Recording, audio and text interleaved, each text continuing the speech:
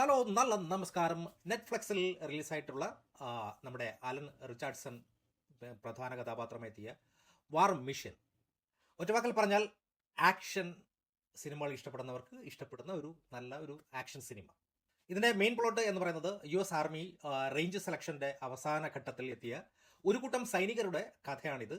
Allen Richardson അവതരിപ്പിക്കുന്ന number 81 എന്ന് പറയുന്ന കഥാപാത്രവും അവരുടെ സംഘവും കഠിനമായിട്ടുള്ള പിന്നെ ഇത് പരിശീലനത്തിന് ശേഷം അവരുടെ ദൗത്യത്തിനായിട്ട് ഒരു ഉൾവനത്തിലേക്ക് പോവുകയാണ്. എന്നാൽ അവിടെ ആ പരിശീലനം പെട്ടെന്ന് തന്നെ അവരുടെ പരിശീലനത്തിനപ്പുറം ഒരു അതിജീവനത്തിനായിട്ടുള്ള ഒരു വലിയ ഒരു പോരാട്ടമായിട്ട് മാറുകയാണ്. അപ്രതീക്ഷിതമായി ആകാശത്തു നിന്ന് വീഴുന്ന ഒരു ഭീമമായിട്ടുള്ള ഒരു റോബോട്ടിക് വാർ മിഷൻ അവരെ വേട്ടയാടാൻ തുടങ്ങുന്നു.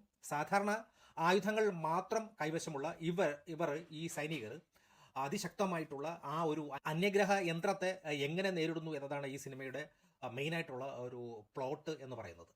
ശരിക്കും പറഞ്ഞു കഴിഞ്ഞാൽ ഈ സിനിമയുടെ നമ്മുടെ പല ഇംഗ്ലീഷ് സിനിമകളുടെയും ഒരുപാട് ആക്ഷൻ ചിത്രങ്ങളുടെ ക്ലാസിക് ഇതൊക്കെ ഓർമ്മപ്പെടുത്തുന്നുണ്ട്.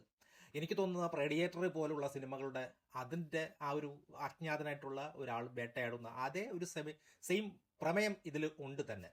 അതോടൊപ്പം തന്നെ ട്രാൻസ്ഫോർമേഷൻ എന്ന് പറയുന്ന സിനിമയിലെ വില്ലനായിട്ടുള്ള റോബോട്ടിക്കിൻ്റെ രൂപവും പെരുമാറ്റവും ഈ ചിത്രത്തിൽ സെയിം സാധനം വരുന്നുണ്ട്. അതോടൊപ്പം തന്നെ വാർ ഓഫ് ദ വേൾഡ്സ് എന്ന് പറയുന്ന ആ ഒരു ഭൂമിയിലേക്ക് എത്തുന്ന അന്യഗ്രഹ യന്ത്രങ്ങളുടെ ആക്രമണം ഇതിലും സെയിം ആയിട്ട് തന്നെ കാണാൻ കഴിയുന്നുണ്ട്. പിന്നെ ഇതിൻ്റെ നമ്മുടെ ആക്ടിങ് നോക്കുമ്പോൾ അലൻ റിച്ചാർഡ്സൺ എന്ന് പറയുന്ന ഒരു ഗംഭീരമായിട്ടുള്ള ഒരു നടൻ, അദ്ദേഹത്തിൻ്റെ ആ ഒരു ശരീരഭാഷ, നല്ല കരുത്തരായിട്ടുള്ളൊരു മനുഷ്യൻ, ആ സാധനം അദ്ദേഹത്തിൻ്റെ സ്ട്രെങ്ത് ഈ സിനിമയിൽ കാണിച്ചിട്ടുണ്ട്. അദ്ദേഹത്തിൻ്റെ അഭിനയം പിന്നെ പലയിടത്തും ഗംഭീരമായിട്ടുണ്ട്, ചിലയിടത്തൊക്കെ ഇത്തിരി പ്രശ്നമായിട്ട് കാണിച്ച മസിൽ പിടിച്ചിരിക്കുന്നതായിട്ട് ഫീൽ ചെയ്തു. പിന്നെ മറ്റു താരങ്ങളായിട്ടുള്ള നമ്മുടെ ഡെന്നിസ് സ്ക്വേഡ്, അതോടൊപ്പം തന്നെ ജെയ് കോട്ട്നി, അങ്ങനെ അവരൊക്കെ പിന്നെ ചെറിയ ചെറിയ വേഷങ്ങൾ വന്നു പോകുന്നുണ്ട്. ജെയ് കോട്ട്നിയുടെ വേഷം വളരെ ചെറുതാണ്, തുടക്കത്തിൽ മാത്രമേ ഉള്ളൂ. പിന്നെ പക്ഷേ ഒരു നായക പ്രാധാന്യം അതിന് ഉണ്ട് താൻ, ചെറിയ വേഷമാണെങ്കിൽ പോലും. അതോടൊപ്പം തന്നെ ഹിറ്റ്മാൻ ബോഡി ഗാർഡ്സ്, അത് നല്ലൊരു കിടില സിനിമയാണ്, കിടില ആക്ഷൻ സിനിമയാണ്. ഹിറ്റ്മാൻ ബോഡി ഗാർഡ്സിൻ്റെ സംവിധായകൻ നമ്മുടെ പാട്രിക് ഹ്യൂമിൻസ്.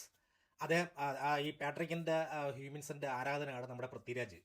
കാരണം വെച്ച് കഴിഞ്ഞാൽ പാട്രിക്കിൻ്റെ ഈ കുറേ സാധനങ്ങളാണ് നമ്മുടെ പൃഥ്വിരാജ് പല ആക്ഷൻ രംഗങ്ങളിലും കോപ്പി അടിച്ചിട്ടുള്ളത് എന്നുള്ളത് ഇംഗ്ലീഷ് സിനിമകൾ കാണുന്നവർക്ക് മനസ്സിലാകും.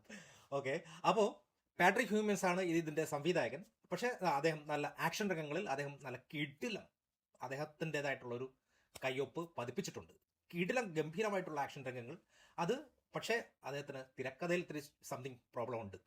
പിന്നെ ഇതിൻ്റെ ഒരു കീ മൂമെൻ്റ് നോക്കുമ്പോൾ സിനിമ തുടങ്ങിയ ഒരു പകുതി ആയാൽ പിന്നെ ഉണ്ടല്ലോ അവസാനം വരെ നിർത്താതെയുള്ള ആക്ഷൻ രംഗങ്ങളാണ്.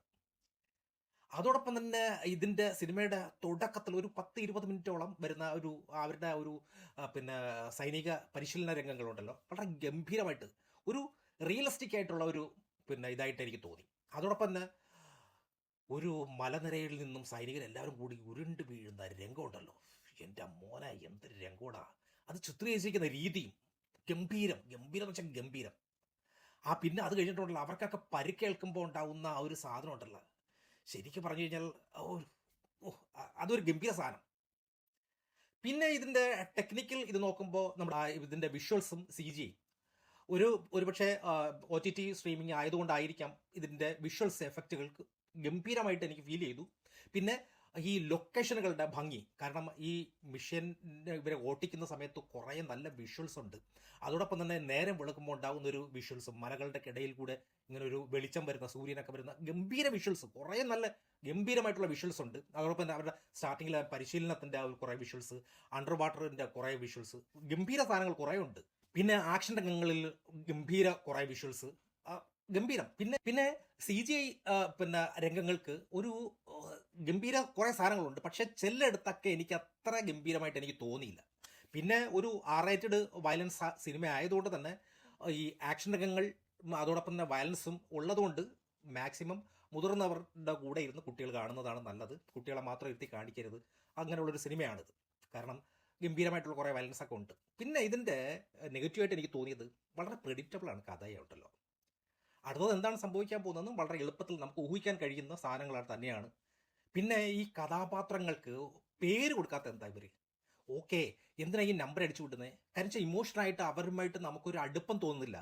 കാരണം പലരും മരിക്കുന്നുണ്ട്, പലരും പിന്നെ വളരെ ഒരു മരിക്കാൻ കിടക്കുന്ന ഒരു അവസ്ഥയിലേക്ക് എത്തിച്ചേരുന്നു. അവരോട് നമുക്കൊരു സിമ്പതി പോലും തോന്നണമെങ്കിൽ ഇവരുടെ ഒരു പേര് പോലും ഇല്ല. ജസ്റ്റ് ആ യൂണിഫോമിലെങ്കിലും അവരുടെ പേരൊന്ന് ഇത് ചെയ്തെങ്കിൽ ഗംഭീരമാകുമായിരുന്നു. എല്ലാവർക്കും നമ്പർ കൊടുക്കുന്നതുകൊണ്ട് നമുക്ക് അവരുമായിട്ട് ഒരു ഇമോഷണലി ഒരു കണക്ഷൻ ഇല്ലാതെ പോകുന്നു എന്നുള്ളതാണ് ഒരു പ്രശ്നമായിട്ട് എനിക്ക് തോന്നിയത്. അതോടൊപ്പം തന്നെ സിനിമ പെട്ടെന്ന് അവസാനിപ്പിച്ചതുപോലെ ഒരു തോന്നൽ എനിക്ക് തോന്നി. പെട്ടെന്ന് ഒരു അൺകംപ്ലീറ്റ് ആയിട്ട് തോന്നി. ഒരു പക്ഷേ ഇതിൻ്റെ ഒരു രണ്ടാം ഭാഗത്തിനുള്ള ഒരു സംഭവമാണോ എന്ന് എനിക്കറിയത്തില്ല. കാരണം ഇതിൽ ജയ്കോട്ടൻ്റെ പിന്നെ ജയ്കോട്ടനിയുടെ ഡീറ്റെയിൽ ഒന്നും വന്നിട്ടില്ല. സ്റ്റാർട്ടിങ്ങിൽ മാത്രമേ ജസ്റ്റ് ഒന്ന് കാണിച്ചു പോയതേ ഉള്ളൂ. അതുകൊണ്ട് ചിലപ്പോൾ രണ്ടാം പാർട്ടിനുള്ളൊരു സാധ്യത കൂടെ ഉണ്ട് ഈ സിനിമയ്ക്ക്. മൊത്തത്തിൽ നോക്കുമ്പോൾ വലിയ ലോജിക്കുകളൊന്നും ഇല്ലാതെ പിന്നെ ഒരു കുറഞ്ഞ സമയത്തിനുള്ളിൽ കണ്ടു തീർക്കാൻ പറ്റുന്ന ഒരു ഗംഭീരമായിട്ടുള്ള ഒരു കിടിലൻ ഒരു ആക്ഷൻ ചിത്രമാണ് വാർ മെഷീൻ എന്ന് പറയുന്നത്.